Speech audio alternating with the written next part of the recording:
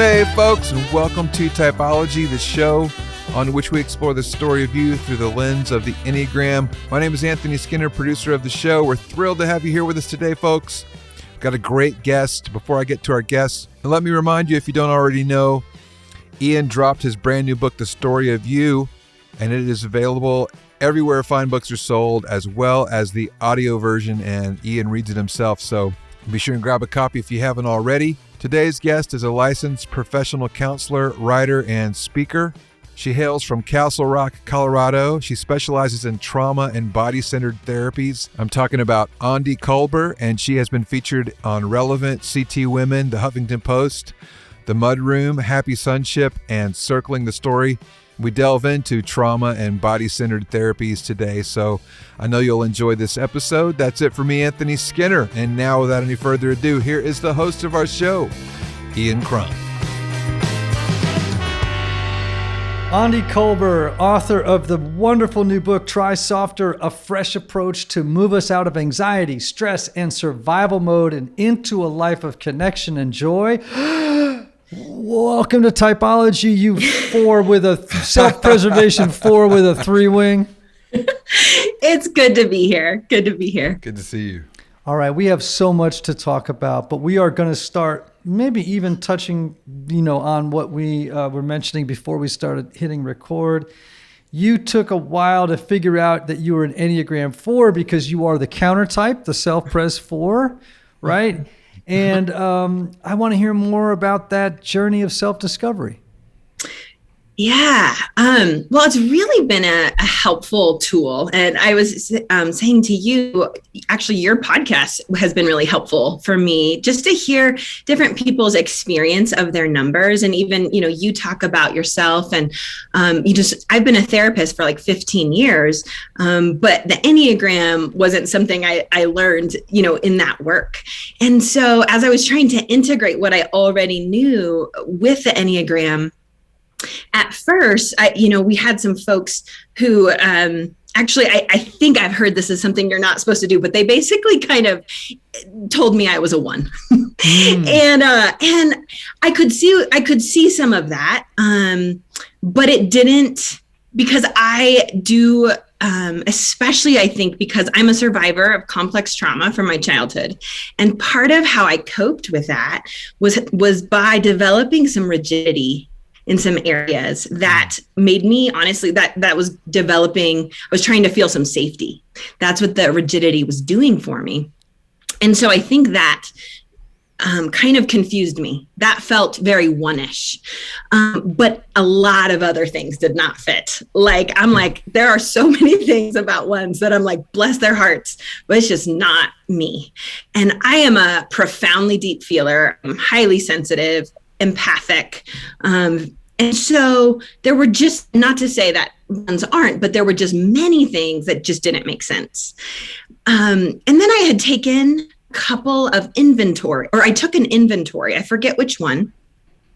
And I came out extremely high as a 4, like really high. And that got me thinking well, maybe I'm on this, maybe I was right that I'm not a 1. And I sort of just stayed with that, got more curious. But a lot of the 4s I knew, or at least what I thought a 4 was, looked different than what I felt like I am.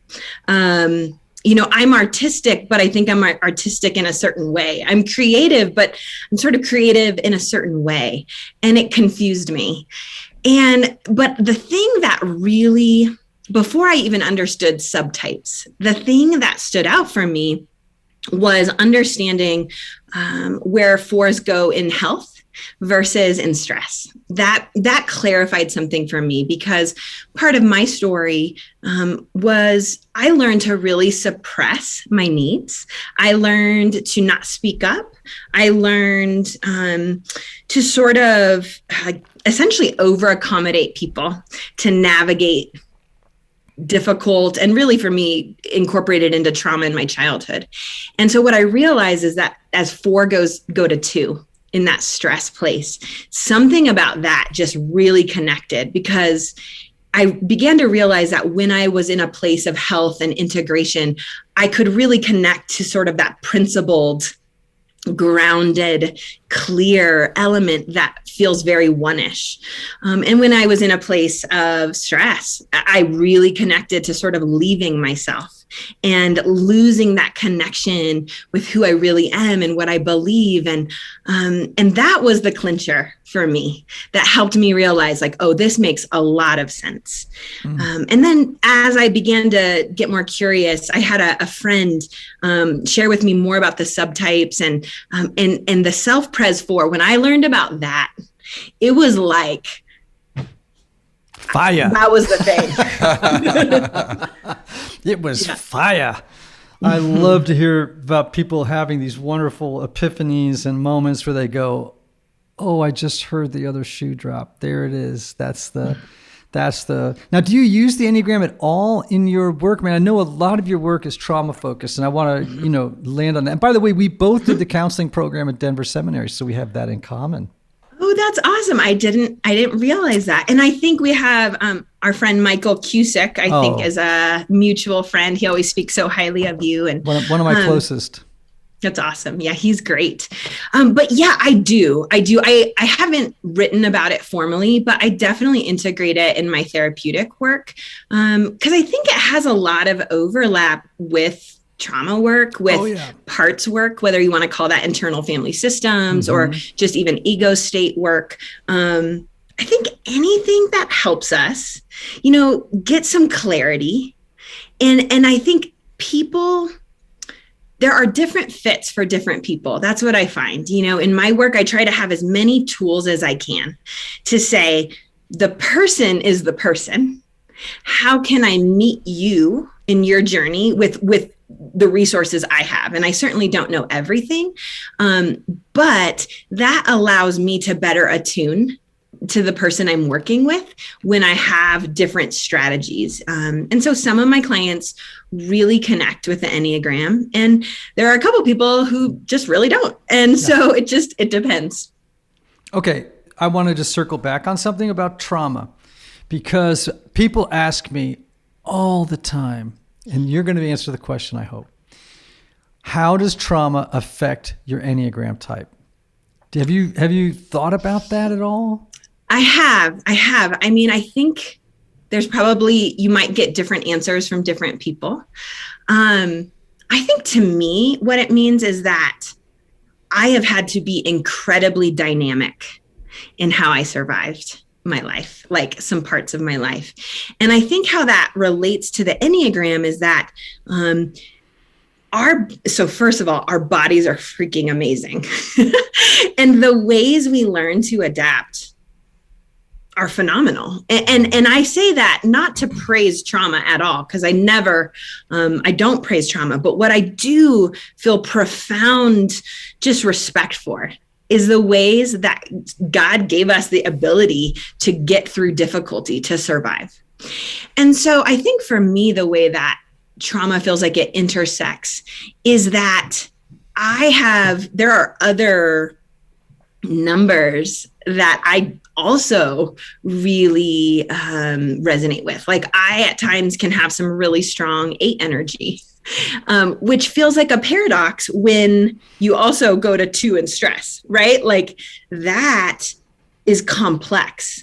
I think a lot of my 7 energy got really suppressed in my childhood in terms of just the playfulness, the ability to just really enjoy, which my husband's actually a 7, which is a fun dynamic and is a really, in many ways, a healing dynamic for me because listen, I could get deep with someone in like 2 minutes. Like it doesn't take a lot.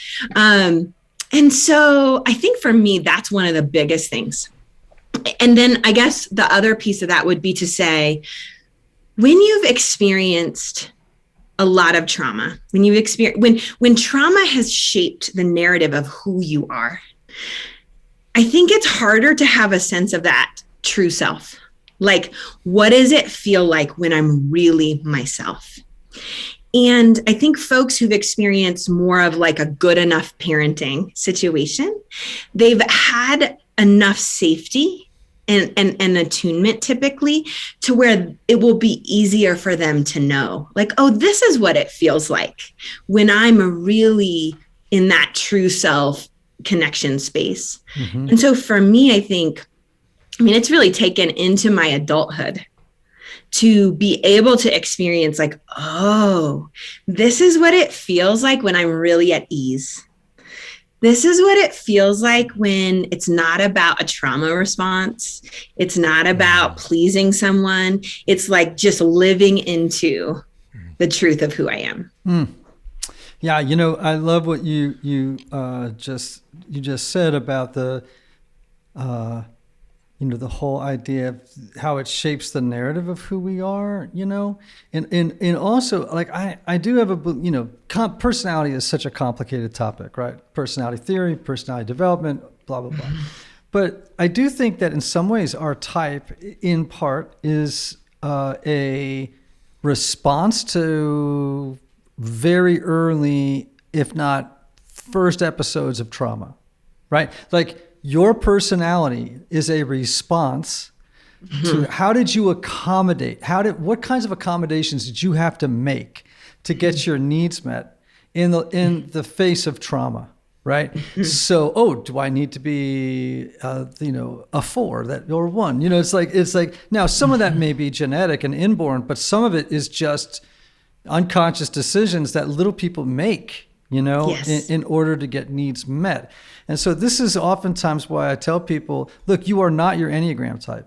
Mm-hmm. Like your Enneagram type is a persona, right? It's a bit of a mask designed to protect you, to prevent you from experiencing greater or more trauma. It's a way to be in the world where it's the likelihood of you're getting your needs met is greater. That's right. I can see where I can see how I grew up with complex trauma with a father who was an alcoholic and a drug addict, and so growing up in that chaos for my entire life, until he died when I was in my late 20s. I can see where part of it was I was a creative, sensitive artist, but at the same time, this is how I made sense of myself in the world. Right. Mm-hmm. And in fact, in my new book, The Story of You, which we won't talk about on this show, but just as a reference point, I really think that our personality isn't necessarily just a psychological feature or framework as much as it's a story. Mm-hmm. It's the story we tell ourselves about who we are and how we think the world works, based on a child's view of the world, which is why they don't work in adulthood. Totally. Yeah. And that story, just to bring in a little bit of, this is really polyvagal theory. But Deb Dana, I don't know if you're familiar with her work, but she talks about how story follows state. Mm-hmm. And what she means by that is our autonomic state helps to dictate the story that we tell. And then the story a lot of times stays with us, right?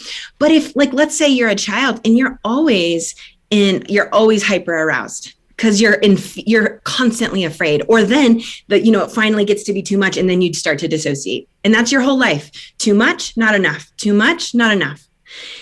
What's the story that's born out of that? Mm-hmm. Right?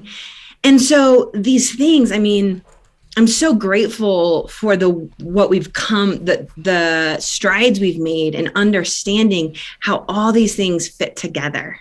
Because it really is possible to do the work. And I think exactly what you're saying, that we can write new stories. Yes. We can reimagine. Yes. We can be with ourselves differently. What has been true doesn't have to be true in the future. Mm-hmm. But I think it gives us, for me, often, I know for so many folks I work with, I know in my own journey, it's been really important to have some understanding of why am I? Why does my body react to this type of person in this way? Why is this thing that should maybe be easy, I'm putting that in quotes, not easy for me. Why can other people experience this type of connection in a way that feels like, oh, that's effortless? And for me, I'm like, oh no, like that's going to take a couple of years of trauma therapy so that I have the internal resources to do that. Right. And so when we have that insight, at minimum, God willing, that gives us compassion. To be able to attend, and I think that's what the Enneagram does too, to be able to say, okay, you make sense. You make sense. Like, this is your story. This is the context you lived in. And of course you did that. Yes. Yeah. And that's what I get so excited about these days, is saying to people, look, your Enneagram type is a story that you told yourself as a little person. And it's, we become the stories we tell. That's just a fact, right? We become the narrative we tell ourselves about who we are. And, if the story helps you survive childhood, but then screws you in adulthood, because you can't live in a children's story as an adult and expect life to go great. You know what I mean? It's like, totally. And then you do have this ability then to reauthor, to rewrite the narrative. And most people don't know that. They don't know they have permission. They think, oh my gosh, no, these were the cards. This is what was dealt. Yeah. This is what I'm stuck with. There's no way out. And it's like, no. And here's the deal. You can't change unless you change the story. There's just, you can make little adjustments. You can tweak some behaviors or thought patterns. You can do CBT, like cognitive behavioral work, and understand, and it'll help. But it doesn't get to the root of the problem, which is a broken story about who you are and the assumptions you have about what the world rewards, what the world punishes, what the what the world wants you to be. And it's like, I think in therapy, so much of what we try to do is, to borrow a quote from outside myself, which is trying to figure out, who was I before the world got its hands on me? You know what I mean? It's like, who was I? And then, are we ever going to capture it perfectly? How would we know? No, but we go in search of that lost self, or that self that was split off from us, and all the accommodations and the changes that led us to become a false self, not in the negative sense. It's not a pejorative term, but a provisional self, a self that wasn't true to who we are, but we had to become to survive. Yes. Does that make sense? Oh yeah. And I'm with you. And I think these things are vital for us. I mean, I love that you're talking about this. And I think it's just such a huge part of, even the season we are in the world, like that we begin to reimagine. How do we move forward? And I think there's like the particular, and then there's the expansive. Like, it's partly doing it in our own lives, and it's partly doing it collectively, and having the ability to do that. It matters so much. And I know for me, part of what has allowed me to feel the freedom to imagine that new story has so much been this idea of really coming alongside my younger selves. And I really say that selves. I mean, there are multiple, because in complex trauma, it's messy. It's not one thing. There's so many things. Yeah. And I love the work around, I'm sure you're probably familiar with like Kristen Neff, her work around self-compassion, and just, I love the paradox of the resilience that's born as we attend and listen to those parts of ourselves that they want to believe there's a new story, but they're like stuck. Yeah. They're like, oh, it feels too unsafe to believe that this might be true, and it's been such an honor.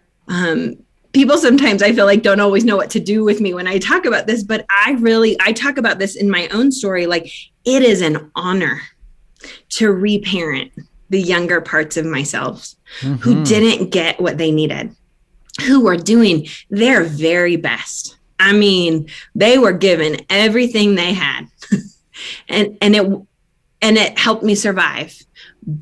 But in adulthood, it kept me really stuck.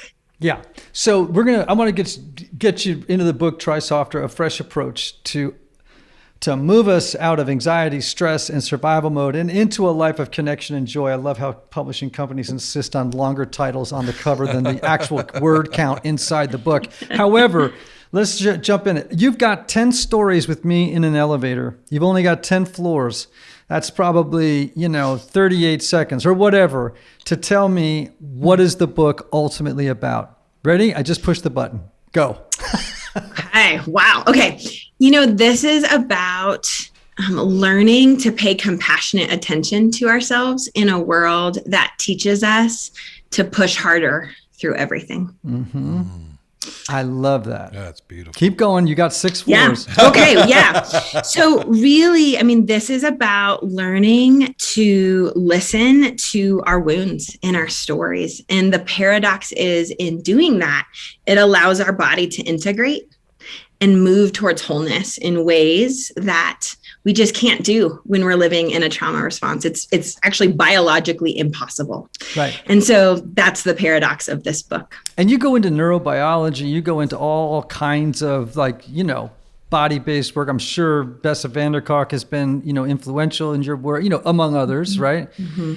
So let me pose to you a question that people have asked me a million times, okay? Mm-hmm. Ian, what if I had a really happy childhood? I just don't think I have any trauma. I just really feel like when you talk to me about wounds, I really can't dredge up anything that sounds I get this, nothing as traumatic as your childhood, Ian. I can't figure out, and you know what I mean? And I'm always like, I look at people all the time and I go, okay, this sounds like reality resistance disorder to me. However, does everybody have trauma or not? So here's what I would say is that I think everyone, and I don't have the statistics in front of me, but through the course of someone's life, they will probably be in an experience that will expose them to something that has the potential to become something like PTSD. Mm-hmm. And then I would just say beyond that, most people have experiences that have the potential to become little t trauma, which essentially is, in the book, I just talk about it through the lens of anything that's disturbing that we don't feel through. That's little t trauma. We could go into the details of that, but it's essentially, if it feels stuck, if it feels like it's not finished, that's probably not finished. And there's something there to do some work around. And so what I would say is that most people have, in my experience, have at least some little T trauma. Not everyone will experience big T trauma, so like PTSD, because maybe they have different resources. Like maybe afterwards they had everything they needed for their body to complete the cycle that it needs in order for it to not become trauma. Right. And in that sense, that's probably, for example, parents who attended to them following the event, teachers, extended family, counselors that just help them to process and integrate a traumatic experience. For example, watching a best friend be hit by a car, right? That's in right. 3rd grade. But you were immediately surrounded without a lapse in time by people that listened, cared, reassured you, attended to your needs in that moment so that it didn't become something that was stuck, but that you passed through. Does that sound right? Yes, absolutely. And I think this is a big, even though trauma is becoming more normalized to talk about in our culture, I think there's a disconnect on this, that just because you go through an experience that has the potential to become traumatic doesn't necessarily mean that it will. It's what happens after that has a really big impact on the extent to which that will stay stuck in your body. And so that's why what happens after difficulty really matters. Right. But it's also why for folks who've had what I would say not good enough parenting, when you don't have the support you need in childhood, whether that's neglect, abuse, addiction, adverse childhood experiences, all of those things, because kiddos don't have a fully formed brain and their nervous system is not able to regulate through especially really overwhelming experiences, Things that might not be traumatic to an adult have the potential to become highly traumatic to kiddos, especially if they don't get the support they need. And so I guess going back to that original question, we live in an imperfect world. There's a lot of pain. We are going through a very highly traumatic time. There's a lot of hard things happening in our world right now. And I think the reality is we're exposed to that. But different people have different innate resilience. They have different external resources and external support and internal support. All of those things are hugely impactful in terms of how much something will ultimately affect someone. Okay, so I'm assuming that when you title a book, Try Softer, right, that what I'm hearing, I'm assuming that what you're saying or alluding to is there's a paradox. Our default is to say, try harder. But the paradox is that the way forward is to try softer, which I guess contains like the premise of self-compassion, among other things. What does try softer mean? Because I don't think it's something that people are like, no, I got to, what does that mean? Totally. Yeah. So what I tend to essentially use it simultaneously with is the term compassionate attention. And so I've come to pair those ideas because for me, this is all about, it essentially depends. Meaning like in some situations, it's not a cookie cutter approach. It's about learning to be with yourself in a compassionate way so that we can say, okay, in this situation, I need to pull back. In this situation, you know what? I really feel like I need to follow through and complete this all the way if I can stay within my capacity. Mm-hmm. In this situation, I'm noticing this is what's coming up in my body. And so because that's coming up in my body, I'm going to ask myself, what is it I need to be able to move through it or to feel it? Or what kind of support would I need in order to do that? And so compassionate attention is sort of the vehicle. It's the vehicle that says the answer to every question isn't to try harder. And I think in our culture, that's actually what we're typically that's what we're told. It doesn't matter the question, that's the answer. And so for me, I grew up and I'm the poster child for this. I grew up white knuckling through everything. It didn't matter if I was tired or hungry or felt overwhelmed or felt unsafe. I said to my body, sorry, you got to do it. Doesn't matter.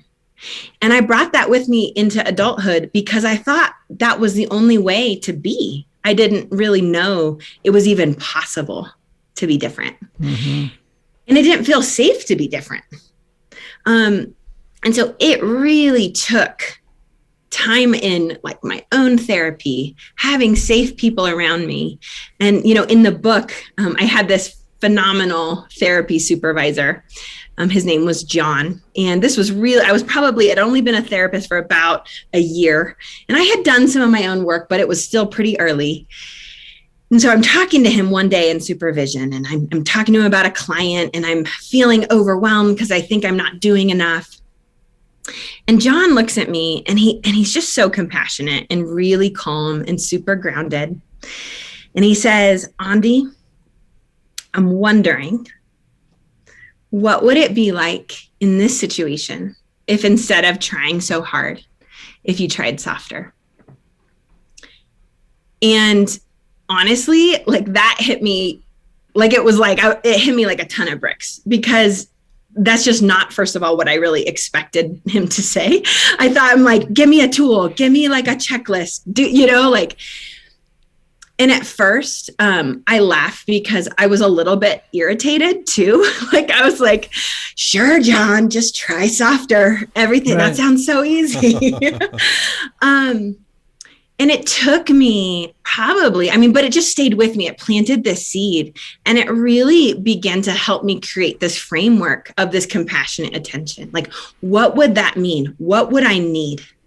What would that even look like to live a try softer life?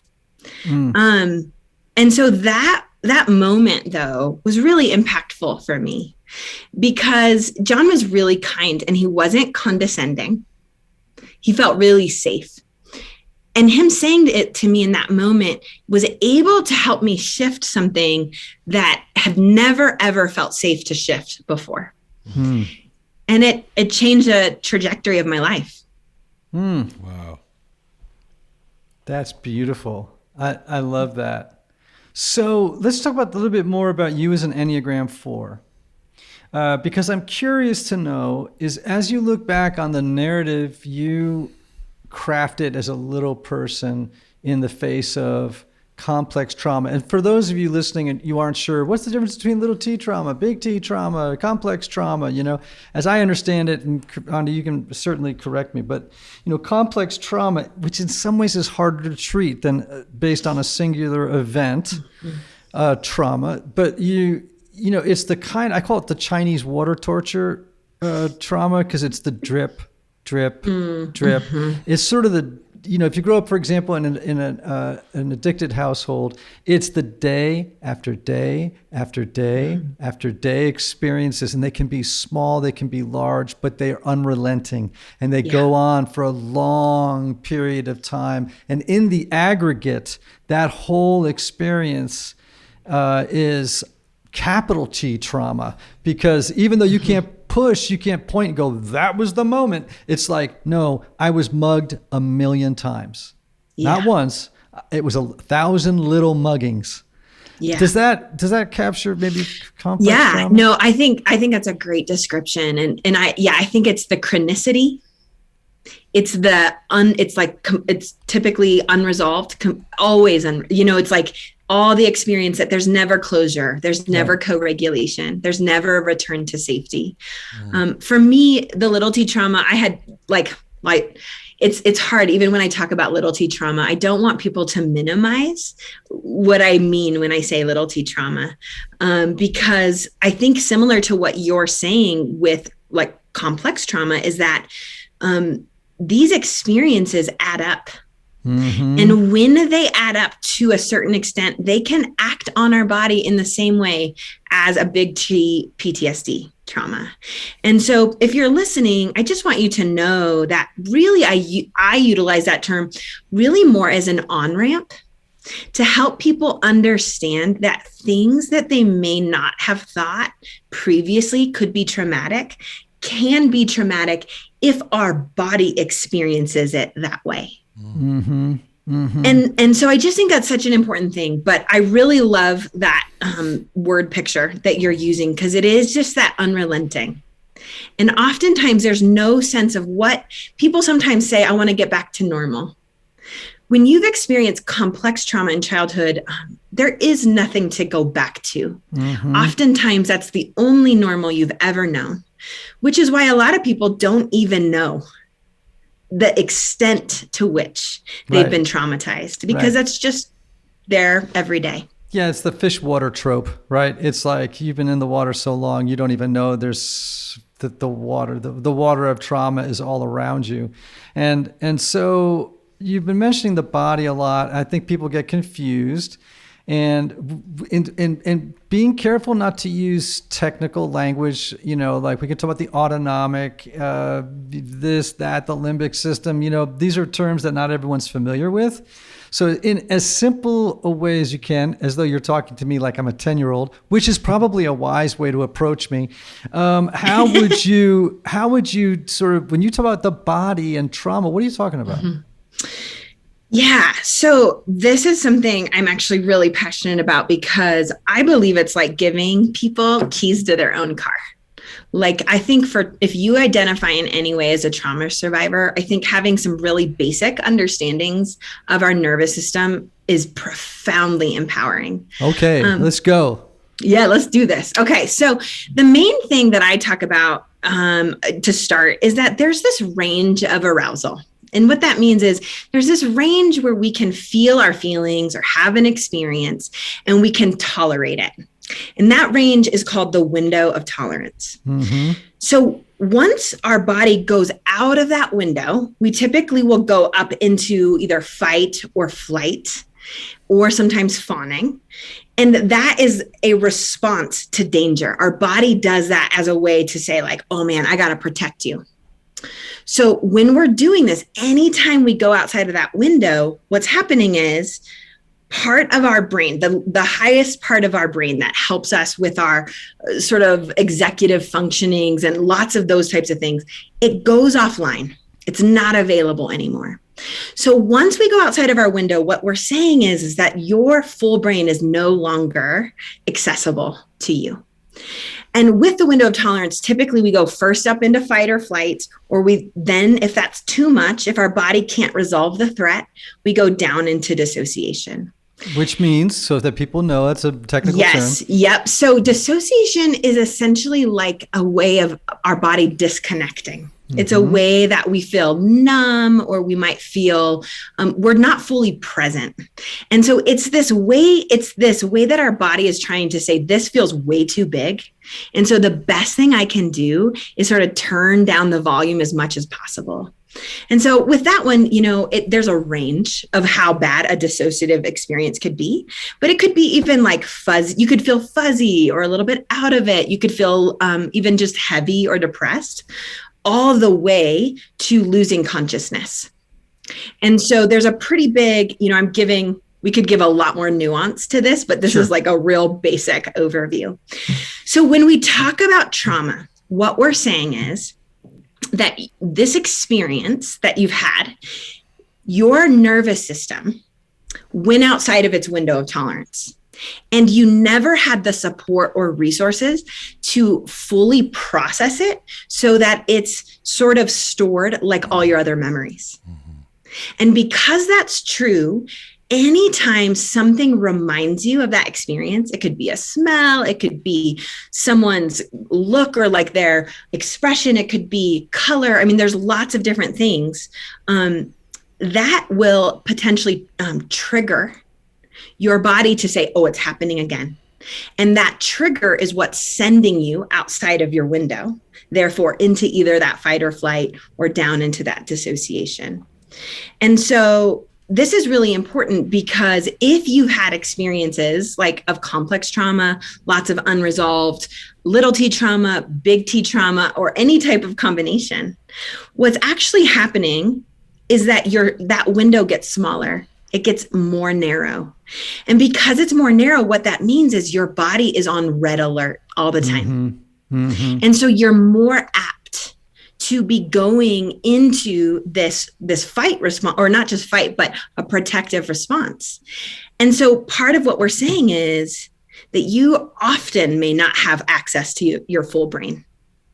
And when we don't have access to our full brain, it's hard for us to connect with people. It's hard for us to assess situations accurately. We're, from Enneagram language, we're really going to have a hard time connecting with our true self because that's really available to us when that full brain is online. Yes. Yeah. It's so interesting you're talking about this. Anthony and I had a conversation earlier today, and I won't go into the details of it because I was doing therapy with him. But I one of the things that I grew up with was a lot of violence in my home. Physical violence, emotional violence, sexual violence. And one of the things where I actually dissociate during, when conflict emerges, my first thought is, this is going to end really badly. And bad things are going to happen, right? It could be like just someone saying to me, man, I'm really angry with you about X. And I literally...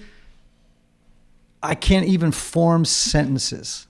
Like my brain starts to go feeling like hide under the couch.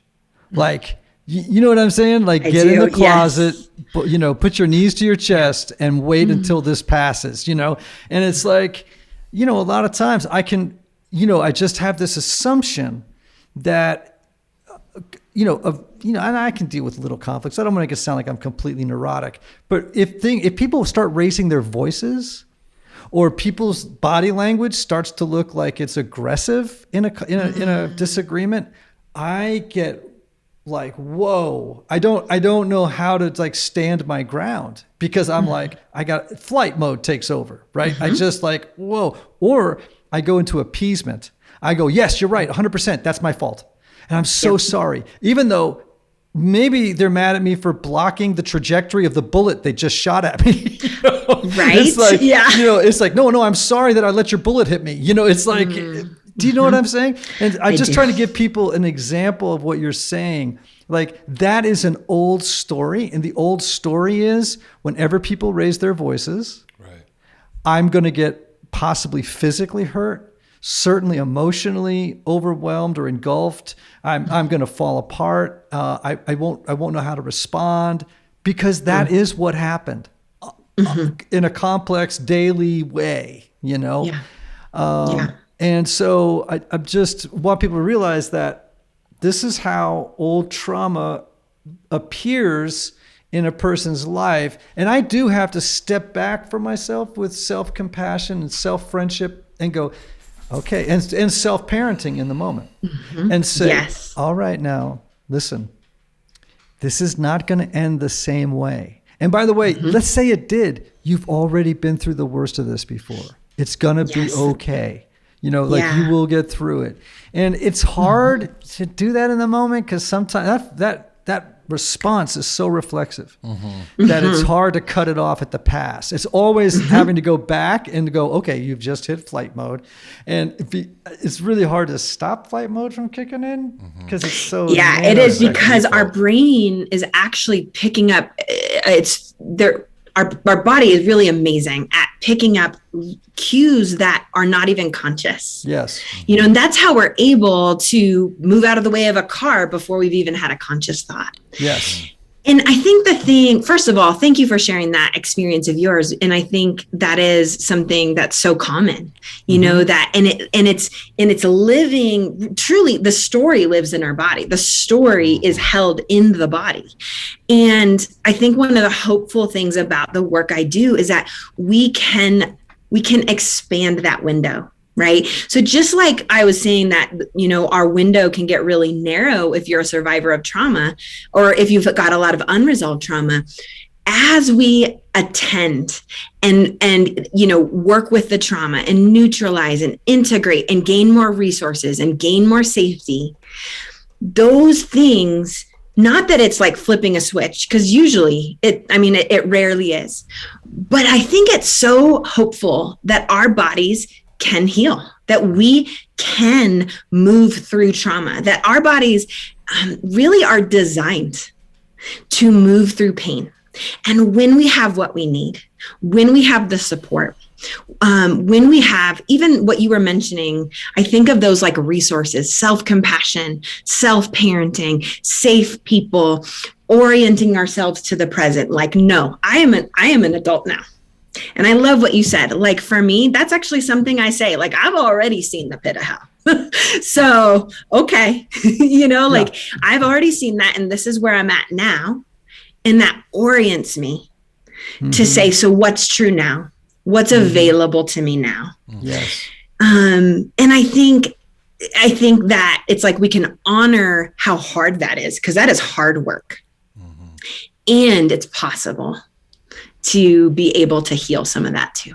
Yeah. So you mentioned Kristen Neff earlier, and for those of you who don't know, last name is Neff, and she's an academic.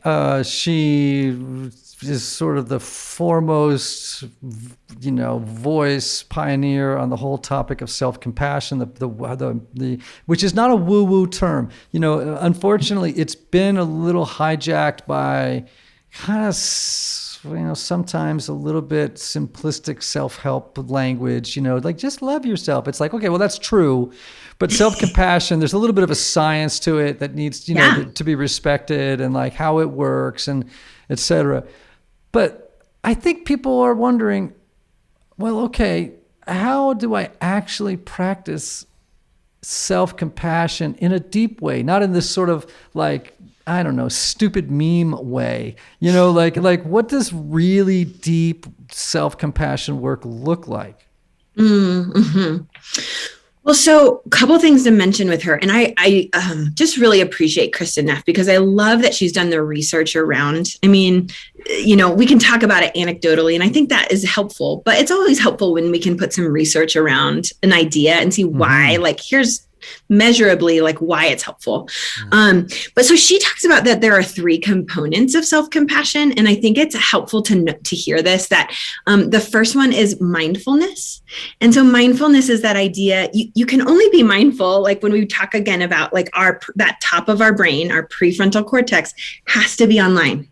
And what that means is we have to be in that window of tolerance to be mindful. So essentially, if you can think about thinking, you can be mindful. And so that's one component of it. The second one is common humanity. And with common humanity, it's like, I'm not like all of us suffer. There are other people who've been through difficult things. There's other people who've been through pain. And I think for me, sometimes from a faith perspective, I think about that, like through, like there's a great cloud of witnesses. Like we're not alone. And even that God is with us, like that there's a sense of how important that is. And then the third one is self-kindness. And I think that's what people usually think of with self-compassion, right? And the self-kindness is really like, okay, how would I treat a friend? Like, what would it be like to be gentle with myself? But I appreciate that she brings in all 3 of those elements, because if we lean, like any one of those can help us get into self-compassion. But once we're in self-compassion, we actually need all 3. And so to answer that question, how do we do that in a deep way? I think one is, if this is a concept that's hard for you, I would say the first thing is to not go for the gold, like immediately. Like, don't expect yourself to be like the most gentle person ever if you have like a really, really strong inner critic, and expect that doing one exercise is going to shift that.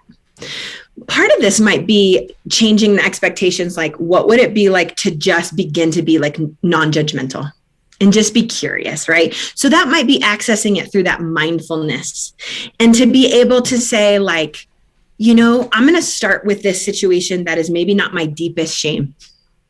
Maybe I'm going to start with like the time I forgot to give my daughter the thing that she needed for her Valentine's Day class. And like, I'm feeling like a little bit hard.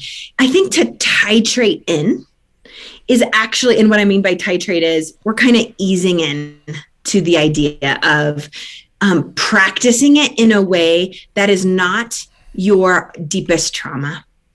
And so with this one simple one, and folks may have heard this before, but a really simple way to start this would be to just say, okay, for example, if my daughter, whom I have a lot of love and compassion for, like if she made a mistake and she comes to me and says, Mom, I am feeling, I'm so mad at myself and I'm so sad.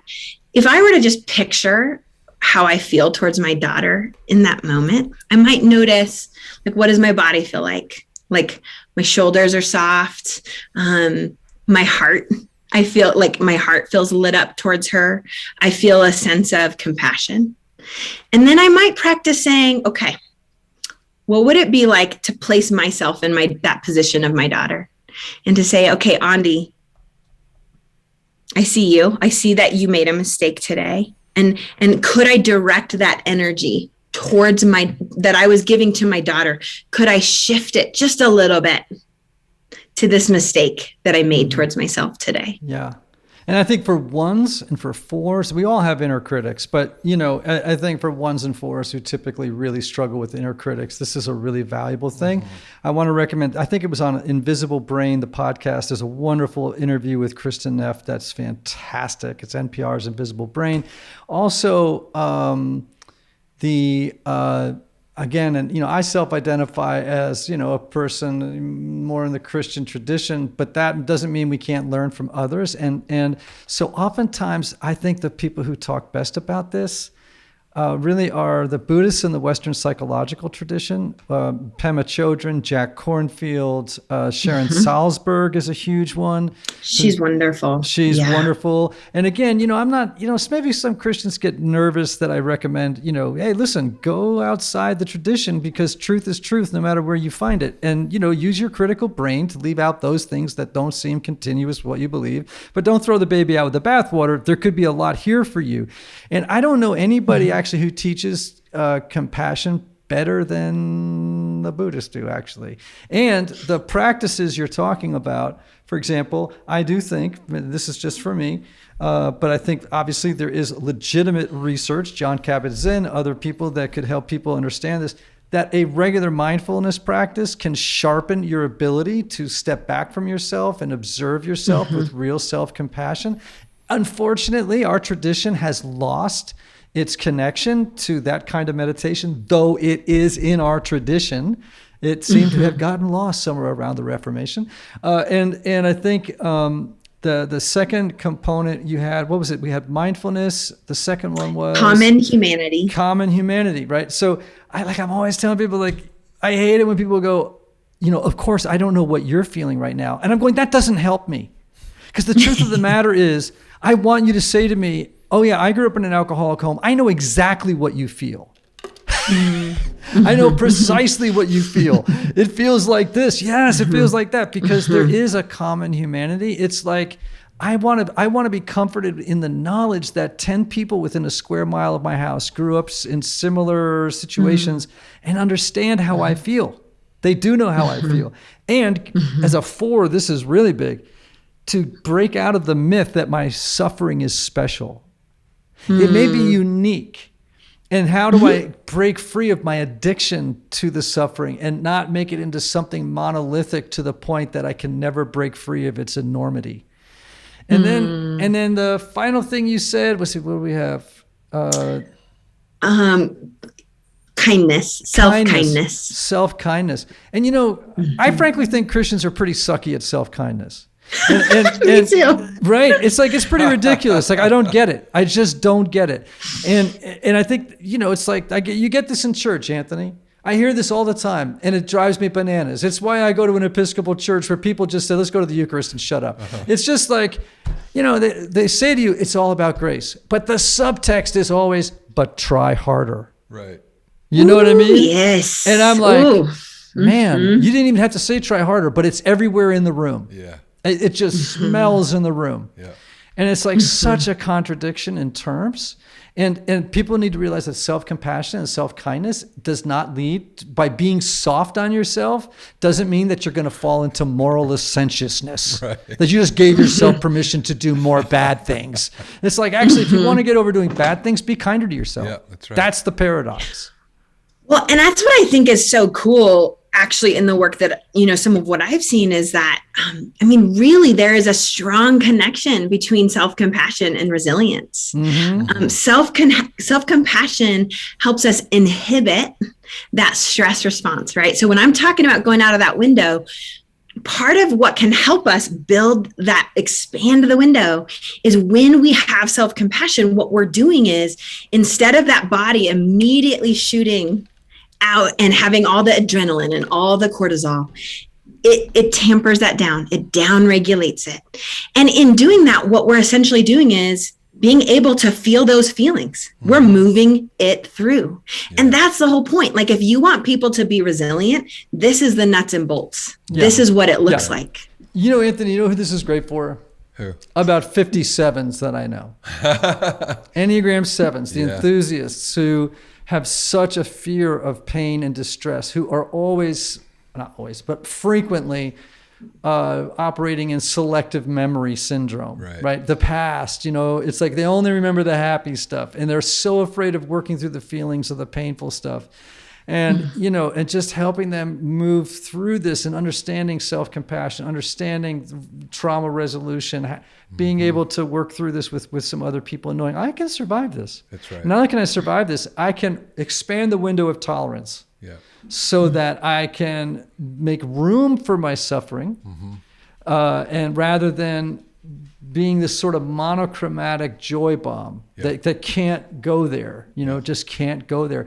I think other types have to be careful with this work. Ones have to be careful that they don't think, okay, I got to do this work perfectly, because that's actually using the damage of the trauma to deal with the trauma. Yeah. Right. That's right. It's a weird strategy, but there you go. Right. I think 2s would be thinking about, well, how do I help you with your trauma? That's You know what I'm saying? Yeah. Yes. And I could go through, other types. And 8 might say, no, this is, this conversation sounds like weakness and vulnerability to me. And that's what I've spent a lot of my life avoiding and hiding from myself and others. And you see where I'm going, right? Absolutely, yeah. And so anyway, we go through all these types and see, the 5 retreats into the mind, and then sometimes you try to do trauma work or do therapy with a 5. And what ends up happening is the 5 begins to intellectualize the process. And now and 5s have such a hard time staying in their body. And so they're always like a little bit, when they're unhealthy, like a brain on a stick. And so they're just divorced from the body, and they're just like a walking mind, you know? And the 6 might feel a little bit like, I think trauma work with the 6 is difficult in some ways, because the 6's response to trauma has really been, like, as you know, I like to say, it's more like pre-traumatic stress disorder. It's like, I'm always getting ready. I'm always getting ready. I'm always getting ready. And it's the hypervigilance. Yeah. Hypervigilance, and on and on and on, right? So every type needs to learn about this work through the lens of their own personality, I think, and recognize, how does my personality, how could it help me? And also, how is it a response to trauma, and how is it perpetuating the ongoing trauma in its unresolved state? Okay, that was a fun thing to say. All of that. A little long-winded, but it seemed like it preached well. Yeah. Anyway, Aundi, the thing I want everybody to know, obviously, is I want them to know all about this amazing book of yours and workbook, by the way, which is really, really helpful. Try Softer, a fresh approach to move us out of anxiety, stress, and survival mode and into a life of connection and joy. Aundi Kolber, Enneagram 4 with a 3-wing, self-preservation through and through.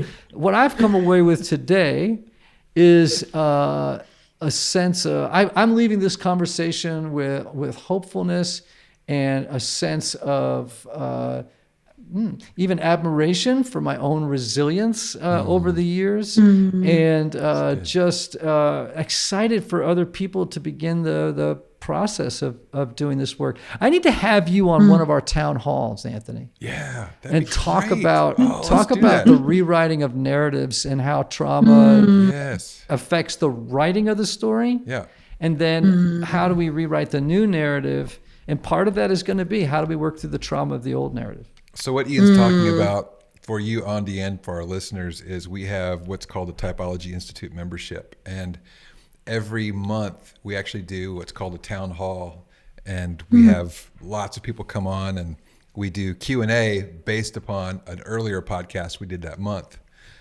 So it's a really rich time. That would be fantastic. It's kind of group therapy in a wonderful, it is. But it's really not that. It's really awesome. It's like a circle. It's almost like a wisdom circle with 75 or people, usually something like that. Yeah. And it's a really beautiful little community where we're beginning to share very vulnerably about our lives with each other. And, obviously there's a lot of Enneagram talk, but we cover a lot of ground. And so did you write that down? Yeah. I would love to do that with you. How cool would that be? Let's write that down somewhere and make sure that we do that, because then Aundi, we can talk about your book some more on that. I'd love that. No, but I think this is just it's just such a needed conversation. These conversations really matter, and I'm so grateful that you're creating these spaces to have them. Thank you so much, Anthony. How do people, by the way, get to be part of the Typology Institute membership community? All they need to do is go to typologyinstitute.com. TYPOLOGY Institute.com. Nice. All right, Aundi, people find out about you where again?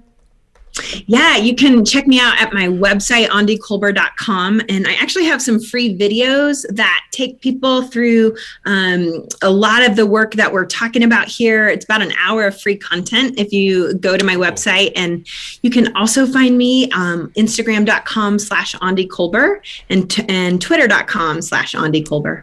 So everybody, just so you know, that's AUNDIKOLBER.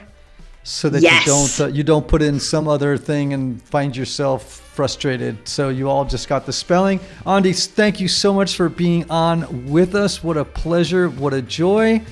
And typology friends, may you have love. May you have joy. May you have peace. May you have healing. May you have rest. Until the next time we're together. Peace.